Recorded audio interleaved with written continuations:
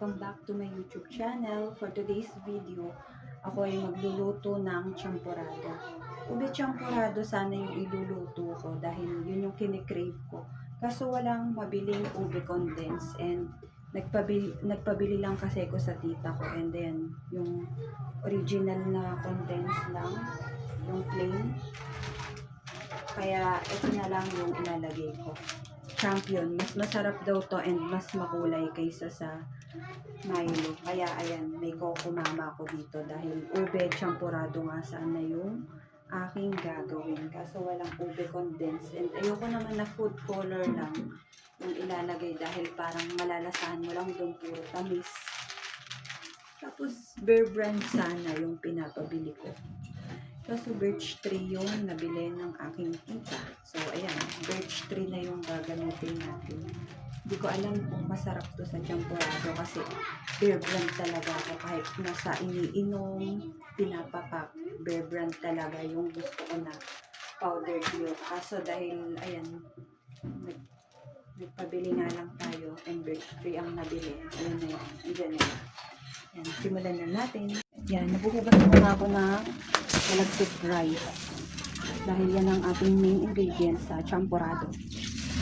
Ay, lingkot sa akin mga kamay.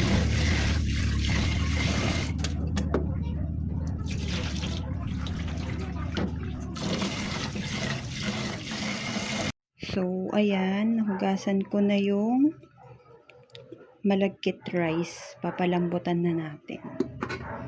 Yan, muna natin siyang maluto.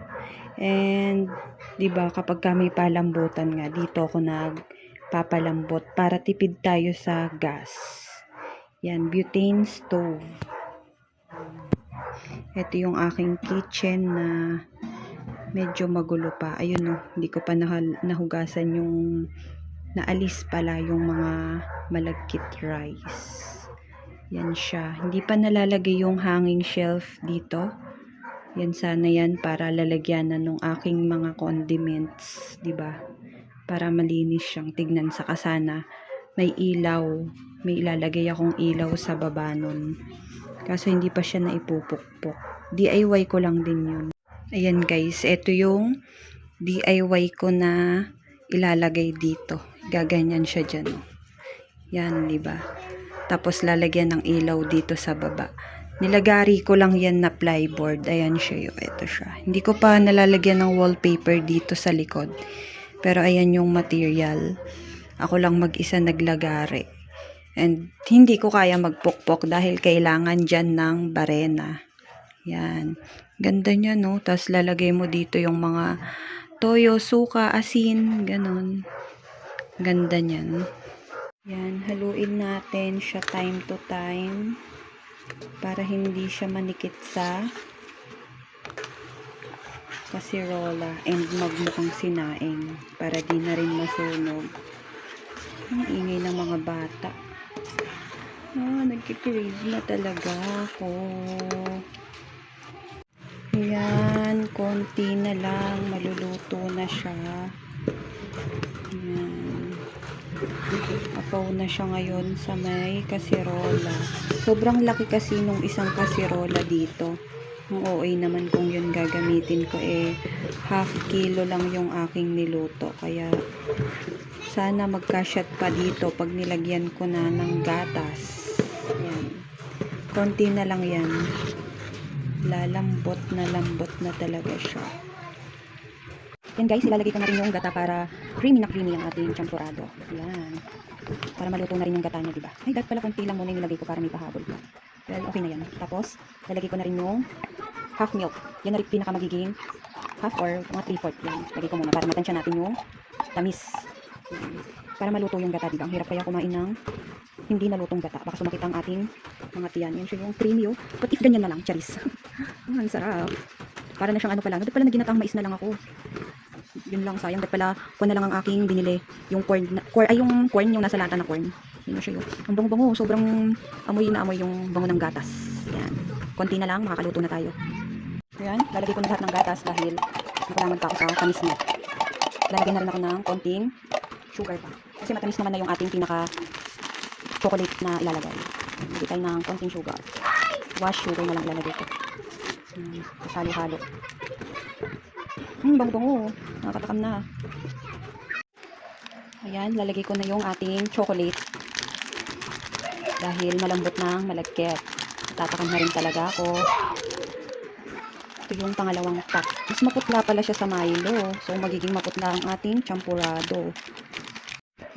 Grabe ang putla ng champurado. Pero ang tamis na kasi niya, kaya hindi na ako magdadagdag ng chocolate powder. Masarap sana dito yung tableya no? O kaya cocoa. Yan. Pero sobrang, sobrang creamy nung gata. And ang tamis na rin niya, kaya okay na to. Tapos, lalagyan pa natin ng powdered milk, di ba? Yan, para lang makwan na makapag-champurado tayo. Yan, kainan na. Ayan guys, dahil naputlaan ako, nagdagdag pa ako ng 2 pack ng Milo. Yan. Bali, ang aking nagastos ay nasa 270 pesos.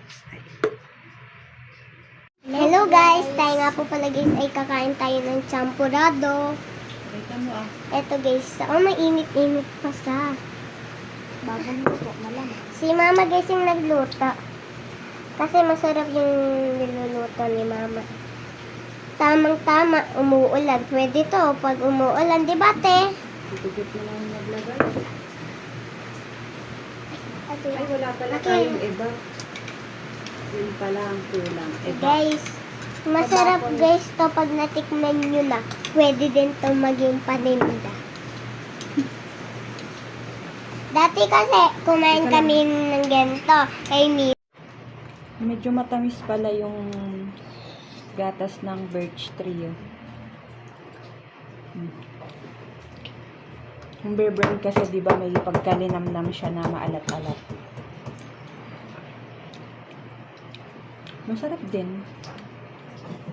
Pwede rin siyang i-partner sa champurado compare dun sa may Alaska na matabang. Diba? Ang masasabi Wala na, ko ayaw dito na guys, salita. Ano? mahal. At saka ngayon na lang. Mama, ang rate ko dito 1,000 over 1,000. So ngayon na lang ulit kami guys nakakain ito. So, Last na luto ko pa nun sa Montalban na yung ube. oh. Pero mas masarap yung ube tapos lalagyan mo ng cheese. Di Ang guys, sarap. sama si... Mama, dapat pinatigas mo ito. Mahirap na.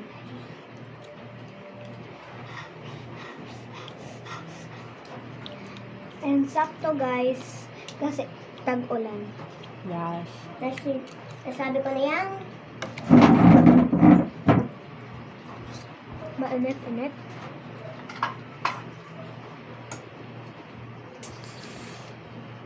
Bibigyan ko yung sila Lola Mina. Pero hindi ko na isasali sa vlog. Dahil medyo maputik ang daan dito sa amin. Kulay champurado rin. Bigyan natin sila Lola Mina. Sino yun? Papasalin ko na lang. Mama, sino sila Lamina? Yung andyan, yung Lola dyan, hindi mo kilala yun. Ay, yung lola namin? Wait lang. Guys, wait lang. Ay, init. Ubus na pala guys. Ako na lang mag-isa magbablog. Ang sarap guys.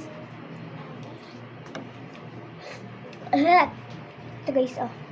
Ayan, champurado. Napadami guys yung lagay kong gatas. Yung birch tree. Kuha lang ako tuloy guys. Yan. Tapos pupunta tayo kay Tita Mylene dahil siya ay hindi makatayo sa kanyang pinuupuan. Masarap. Dagdagan natin. Ang bango. Kumuha na lang siya ulit dito. Kukuha na lang ulit ako po ito. Mama, ibibigay mo na sa kanya mamaya. Ngayon. Hindi, ngayon. Yarn. Ang dami. Overload. Mabait guys, mama namin. Parang lugaw ah. Guys, mabait yung mama namin. Tambuin kaya kita. Mabait pa rin. Siya guys, hindi. Kasi di siya nangungot po. Mama, si kasi oh. Perfect talaga dahil perfect talaga dahil umuulan. Kumuha ka pa. Hindi din kita susumbong. Ate, tingnan may ate. Hindi daw isusumbong, naka-vlog eh. Papanoodin ni mama yan. Huwag ka maingay. Yan guys. Nakabalik na akong mag-deliver. Part 3. Yan. Sarap daw nung ating champurado dahil nga magata. Nagkukuha pa ako guys pag ubus. Yan, kakain na kami guys. Haggard na ako. Bye-bye! Bye guys. Bye.